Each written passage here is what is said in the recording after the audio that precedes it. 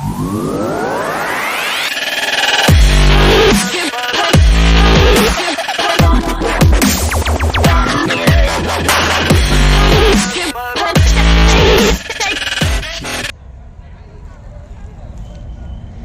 दोस्तों, स्वागत है आप सभी का आज इस न्यू वीडियो में। आज ये वीडियो लखनऊ नामा की तरफ से एक एक्सप्लेन वीडियो है जिसमें बताया गया है CBCS सिस्टम के बारे में और न्यू एजुकेशन पॉलिसी के बारे में। तो आज हम जानेंगे कि न्यू एजुकेशन पॉलिसी क्या है और इसमें CBCS सिस्टम क्या है। तो देखिए, जो आज से पहले जिस एजुकेशन पॉलिसी के तहत हम लोग पढ़ाई कर रहे थे वो सबसे लास्ट में आई थी 1986 में। उसको बाद में मॉडिफाई किया गया था 1992 में। यानी 36 ईयर से इंडिया का एजुकेशन सिस्टम सिर्फ एक ही पॉलिसी से चल रहा था जो 1992 में इस्टेब्लिश किया गया था। तो इतने साल होने के बाद भी हमारे एजुकेशन सेक्टर में कुछ रिफॉर्म्स होने थे जो कि ग्लोबल स्टैंडर्ड से जिनको मैच करना बहुत ज़रूरी था, ताकि हमारा टेक्नोलॉजिकल एडवांसमेंट हो सके एंड हमारी जो एजुकेशन की क्वालिटी है वो इन्हेंस हो सके। तो इसी के लिए गवर्नमेंट ऑफ इंडिया ने 2020 में न्यू एजुकेशन पॉलिसी लेकर आई, जिसको के कस्तूरीरंगन कमेटी के रिकमेंडेशन पे लाया गया था। और इस न्यू एजुकेशन पॉलिसी में ही एक सिस्टम आता है जिस सिस्टम को कहते हैं CBCS सिस्टम। इसका फुल फॉर्म है चॉइस बेस्ड क्रेडिट सिस्टम। इस सिस्टम में ये होता है कि आप चाहे UG में पढ़ाई कर रहे हो या आप चाहे PG में पढ़ाई कर रहे हो, आपको multiple entry and multiple exit का ऑप्शन मिलता है। अब ये क्या होता है multiple entry and multiple exit? For example कि पहले अगर कोई BA में एडमिशन ले लिया तो वो जब तक BA पूरा 3 साल का कंप्लीट नहीं कर लेगा तब तक वो BA नहीं छोड़ सकता है। या फॉर एग्जांपल जिसने अगर MA में एडमिशन ले लिया तो जब तक वो MA पूरा 2 साल का कंप्लीट नहीं कर देगा तब तक वो MA नहीं छोड़ सकता है। तो इसमें प्रॉब्लम ये आती थी कि सपोज़ कि कोई लड़का BA में एडमिशन लिया या किसी लड़की ने BA में एडमिशन लिया, उसके बाद घर में कुछ प्रॉब्लम हो गई फर्स्ट ईयर या सेकेंड ईयर में, तो उसको किसी कंडीशन की वजह से, कुछ फाइनेंशियल सिचुएशन की वजह से उसको अपनी पढ़ाई बीच में छोड़नी पड़ी।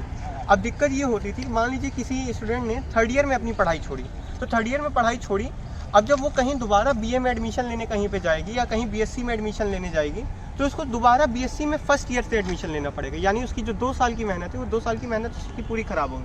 तो गवर्नमेंट ऑफ इंडिया ने इस बात को सीखा, इस बात को एनालाइज करा। जो के कस्तूरीरंगन की कमेटी थी, उन्होंने जब अपनी सर्वे करा, उन्होंने जब अपनी रिसर्च करा, तो उस रिसर्च में निकला कि हमारा जो ग्रॉस इनरोलमेंट रेशियो है, जिसे GER कहते हैं, वो कम इसलिए हो रहा है कि स्टूडेंट एडमिशन तो ले रहा है लेकिन वो पढ़ाई पूरी नहीं कर पा रहा है। क्यों नहीं कर पा रहा है? क्योंकि कुछ फाइनेंशियल सिचुएशन आ जा रही है, कुछ दूसरी सिचुएशन आ जा रही है, जिसके कारण स्टूडेंट्स को अपनी पढ़ाई बीच में छोड़नी पड़ रही है। तो ये पूरा बैकड्रॉप था, जिसके बैकड्रॉप में न्यू एजुकेशन पॉलिसी आई।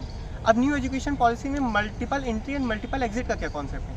ये कॉन्सेप्ट ये है कि फॉर एग्जांपल अगर आपने BA में एडमिशन लिया है, आप फर्स्ट ईयर के बाद कुछ घर में ऐसी सिचुएशन आ गई, कुछ प्रॉब्लम हो गई, या फिर आपकी कहीं जॉब लग गई, आपने अपनी नौकरी के साथ साथ BA डिसकंटिन्यू करने का सोचा, या आपने अपना कुछ रिसर्च वर्क सोचा, अपना कुछ बिजनेस सोचा, आपने सोचा कि BA फर्स्ट ईयर कर लिया है, अब मेरे पास कुछ होना तो चाहिए प्रूफ दिखाने के लिए कि मैंने BA फर्स्ट ईयर की पढ़ाई करी है।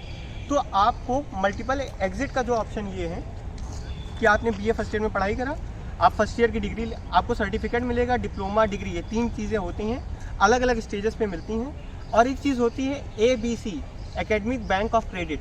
मतलब आप जितनी पढ़ाई करेंगे वो सारा उसी एकेडमिक बैंक ऑफ क्रेडिट में स्टोर हो जाएगा। आपका कुछ 28 क्रेडिट, कुछ स्टडीज़ होती हैं 26 क्रेडिट की होती हैं, कुछ 28 क्रेडिट की होती हैं, कुछ 30 क्रेडिट की होती हैं। अलग अलग कोर्स के हिसाब से डिवीज़न होता है।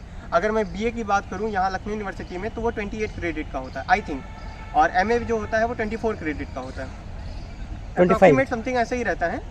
थोड़ा बहुत क्रेडिट आगे पीछे हो सकते हैं, वो डिपार्टमेंट वाइज चेंज होता रहता है, फैकल्टी वाइज चेंज होता रहता है कि किसने क्रेडिट की पढ़ाई होनी है। तो अगर आपने BA 2 साल करा और आपका आप माने कि आप BA छोड़ दें, आप फिर बाद में कंटिन्यू करेंगे, तो आपने 2 साल जो करा है वो आपकी पढ़ाई वेस्ट नहीं जाएगी। वो आपकी ABC जो है, एकेडमिक बैंक ऑफ क्रेडिट जो है, आपका उसी एकेडमिक बैंक ऑफ क्रेडिट में आपने जितनी पढ़ाई करी है उसी के हिसाब से वो क्रेडिट उसमें में आ जाएगा, एंड आपकी जो 2 साल की मेहनत है वो मेहनत भी नहीं खराब होगी। तो ये बात तो हो गई, एक पॉइंट हो गया कि मल्टीपल एंट्री और मल्टीपल एग्जिट की क्या बात है।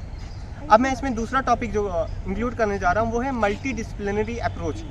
देखिए, हमारी जब एजुकेशन सेक्टर में ये रिफॉर्म चल रहा था, जब के कस्तूरीरंगन जो कमेटी है वो जब रिसर्च कर रही थी ऑल ओवर इंडिया में, तो उसमें एक प्रॉब्लम देखने को आई कि फॉर एग्जांपल मैं अगर अपना एग्जांपल लूँ, मैं पॉलिटिकल साइंस का स्टूडेंट हूँ यहाँ पे लखनऊ यूनिवर्सिटी में MA, एंड मैं पढ़ना चाहता हूँ जर्नलिज्म, तो मैं नहीं पढ़ सकता था MA के साथ साथ। उसके प्रॉब्लम क्या थी कि मैंने एडमिशन ले लिया है पॉलिटिकल साइंस में, अगर मैं जर्नलिज्म पढ़ना चाहूँ, या फॉर एग्जांपल मैं एंथ्रोपोलॉजी पढ़ना चाहूँ या मैं एक पेपर ज्योग्राफी पढ़ना चाहूँ तो मैं नहीं पढ़ सकता था। आपको सिर्फ अपनी डिसिप्लिन का ही पेपर पढ़ने को दिया जाता था। अब लेकिन न्यू एजुकेशन पॉलिसी में मल्टी डिसिप्लिनरी एजुकेशन के तहत ये एक नीति है, ये एक पॉलिसी है कि आपका जो पेपर है वो तो ठीक है, आप जो सब्जेक्ट में जिस सब्जेक्ट में एडमिशन लेंगे उसमें तो आप पढ़ेंगे, लेकिन उसके साथ साथ आप किसी अदर सब्जेक्ट का भी एक पेपर पढ़ सकते हैं। फॉर एग्जांपल अगर मैं अपनी बात करूँ तो मैं एमए पॉलिटिकल साइंस करने के साथ साथ एक अदर पेपर भी पढ़ रहा हूँ इंग्लिश का, उसको कहते हैं इंटर डिपार्टमेंटल इलेक्टिव, जिससे आप लोग जब अपने सिलेबस में देखेंगे तो सिलेबस में लिखा होगा जेनरिक इलेक्टिव। तो जो जेनरिक इलेक्टिव है वो वही पेपर है, आप किसी अदर डिपार्टमेंट से भी पढ़ सकते हैं। अब ये किस लिए किया?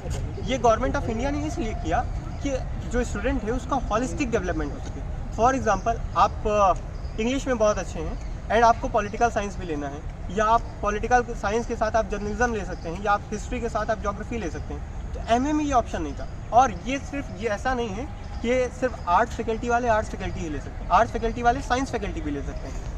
अब मैं इंग्लिश से पढ़ाई कर रहा हूँ, अगर मैं चाहता हूँ कि मुझे कंप्यूटर साइंस में इंटरेस्ट है तो मैं एमएससी कंप्यूटर साइंस का भी एक पेपर ले सकता हूँ। ये भी प्रावधान न्यू एजुकेशन पॉलिसी में। तो आई होप कि आज की ये जो वीडियो है आप लोगों के थोड़े बहुत डाउट्स को क्लियर करी होगी। एंड आज की हमारी इस वीडियो को जो स्पॉन्सर करा है ये वीडियो स्पॉन्सर है रेडबुल की तरफ से। So thank you to the team of Red Bull. And हमारी लखनऊनामा पेज को आप इंस्टाग्राम पे भी फॉलो कर लीजिए। एंड अगर अभी तक आपने चैनल को सब्सक्राइब नहीं करा है तो प्लीज़ हमारे चैनल को सब्सक्राइब करिए एंड बेल आइकन ज़रूर दबाइए।